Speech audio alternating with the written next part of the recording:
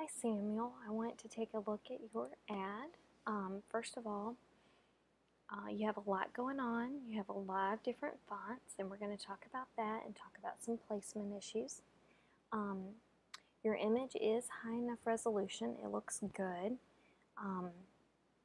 but it has all of this information in it about being the best family spot and happiness and relaxation. And I don't see any people in the image that are portraying the text that you've put into place. So if you choose to stick with this image, I'm going to go through some samples of how you can modify the ad so that it is a little bit more organized and has priority in the text. If you choose to go with a different photograph that shows all of those people having a great time, then you'll be able to utilize the information I give you right now to make changes to your ad. So right now we will just assume that those people are off having fun and that's why their chairs are empty. Let's go ahead and work with what you have, and let me show you some changes that I would make. I did not have your same bubbly typeface, so I just used a typeface that was similar. So the first thing that I looked at in this ad was taking the text. It was starting to be unreadable over top of the chairs, so I moved it to the top. It still might work better if it had white in the middle, but at least it's readable. This is your secondary headline information. So I went ahead and placed that underneath in a typeface that didn't compete with the headline Outer Banks. It's a typeface that is clean, and I repeated it everywhere else in the ad. So I've narrowed it down to 2 type families. I went ahead and left justified your text and brought it down to the bottom. That's a lot of text. You can feel free to edit that down some. And then just simplified your contact information below. We are going to talk about your logo and this bit of information, but right now I want to show you something about your photograph. I've turned this text to white to help it be more readable, but that still wasn't enough. So I brought your image into Photoshop, and on a new layer,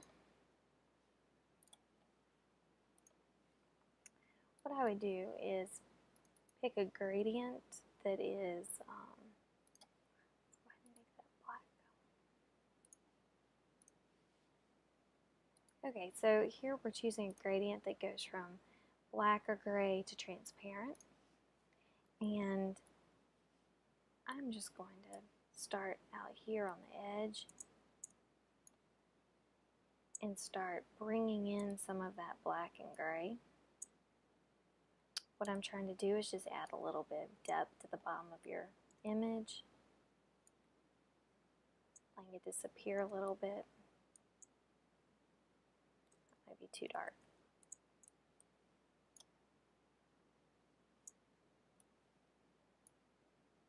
Okay, that's about right. Okay, so let me save this.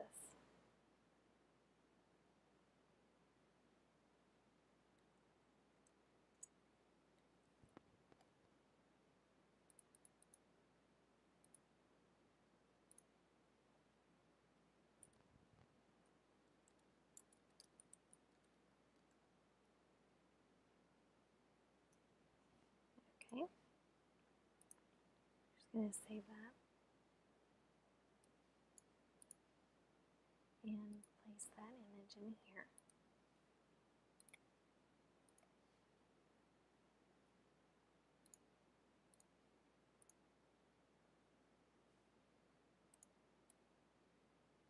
Oh, I did. I misspelled your name. Sorry. I was just checking on that. It's kind of late. Sorry about that. Okay. So, here's the original picture. Now let's bring in the next one. And we can reduce this down so that we really get the full effect of using that gray at the bottom.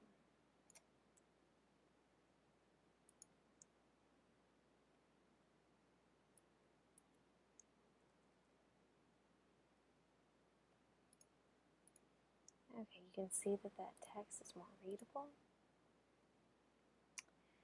and I just don't know that this information is necessary. I think you've got a lot of other text in there. If you want to incorporate it into this body copy, that's fine, but I don't really think you need it. Now let's look at your logo.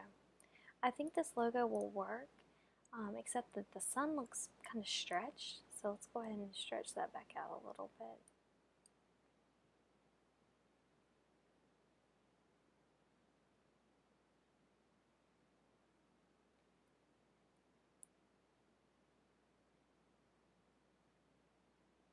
Okay, and I want to show you something on this. If you click on this and then you go to Live Trace, I've already done that step and so it's not showing here, but then you expand it, you will be able to get rid of the white background. And you may need to look up in your book Live Trace again. And that's just going to give you the sun to work with.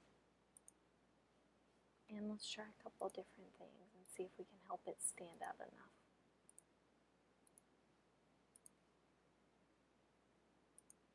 And we want to do something with bolder type on the front. I'm going to go back to the Gotham font that I was using. And let's bring those letters closer together so that they stand out. You know, to make it a logo, you really could do something totally different. You could just put the sun and let's put the wording next to it. And I would encourage you to go to like logopond.com and take a look at other logos that are out there when you're working on logo design so that you can start to look at just different ways to create logos. So we're going to do this one. Letting the location be the most important thing. See, I've closed all my palettes. And I don't think we need the underline on this.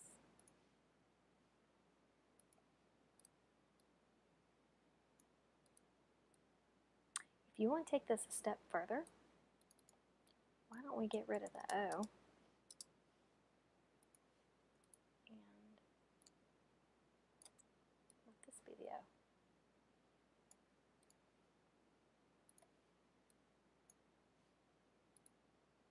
Now, I would encourage you to find a typeface that has a little bit more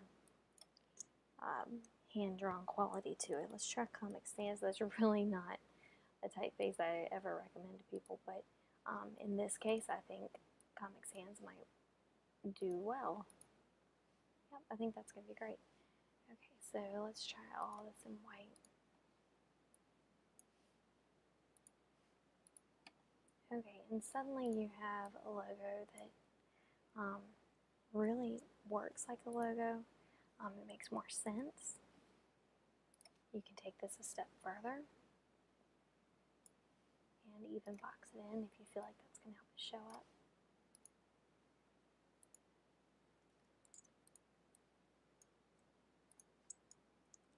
Let's move that down a little bit.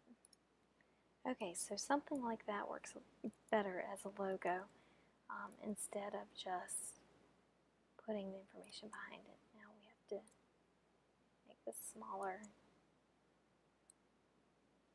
and it would be nice if it fit down here, and then this information moved over, and move this information over as well, without trying to stretch it too much.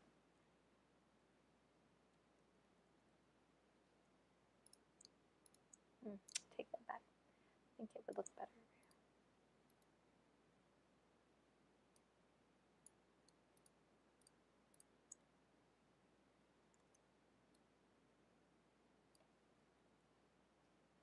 Okay. Alright, I really hope this has helped you.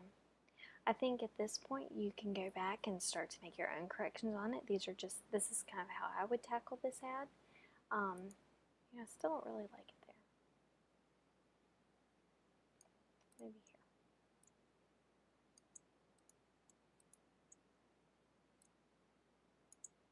Anyway, as I was saying, this is how I would tackle this ad. And you can take some of these suggestions that you think work for this ad and then come up with some of your own suggestions too, and turn this, turn a revised version in for the next deadline. And if you have any other questions, feel free to call or email me. Thanks so much, Sam.